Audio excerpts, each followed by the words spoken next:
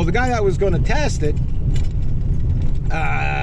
he's an older guy than me, and he bought a brand new pair of hockey skates, and I don't know if how he hurt his ankle, but he could barely walk, right? So he couldn't go down the hill through all that, 3 feet of snow to get uphill both ways, so to speak, to get in there, right, and test it. So I went down. He told me how to test it, and I had a good idea, but so I tested the terminals on the switch, and then I tested the bare wires, and what it was telling me was there's no power getting to the switch. So my hunch was that homemade cable, even though it was a proper grade wire, like housing wire, or is malfunctioned. So maybe it's burnt on the inside, maybe it's corroded, maybe on the actual plug, whatever.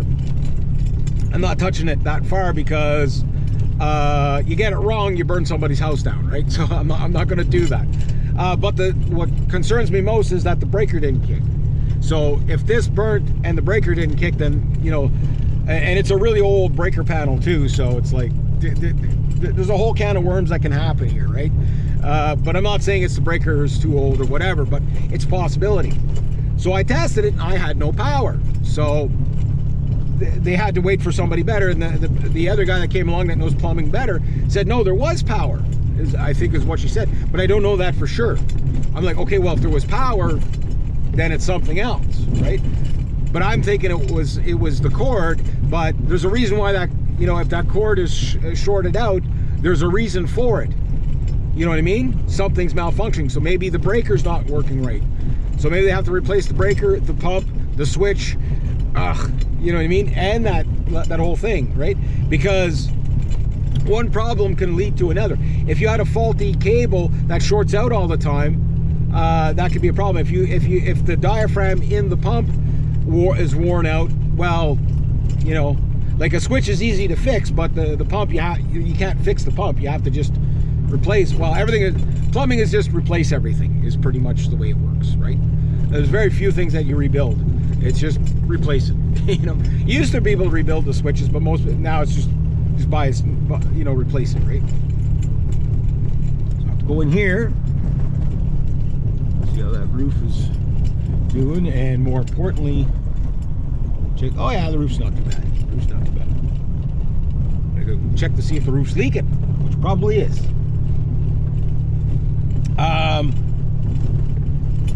So bottom line, I guess, is that if I don't bounce out of the truck, is that I don't know what's wrong with their pump, but it gets worse because the pump is not running and they're not running enough. That's problem number one. So they've probably got frozen water, but that also means they're not flushing the toilets and the sink draining and everything like that, which means, guess what? It seems like the septic is frozen. Oh no. And I tried to get in there the other day, and the tarp I put over the well was so frozen to the ground I couldn't get through it, and it's one of those really expensive tarps. So the question was whether I destroy that tarp or not, and the answer was no. So we're going to wait a couple of days to see if it's going to thaw out. Don't crash into the bank. Please don't crash into the bank. It might crash into the bank, but hopefully it won't. So now I'm gonna go back here, seeing I'm in here, might as well check my clients again. So anyway, there we go. That's the story on this false spring day.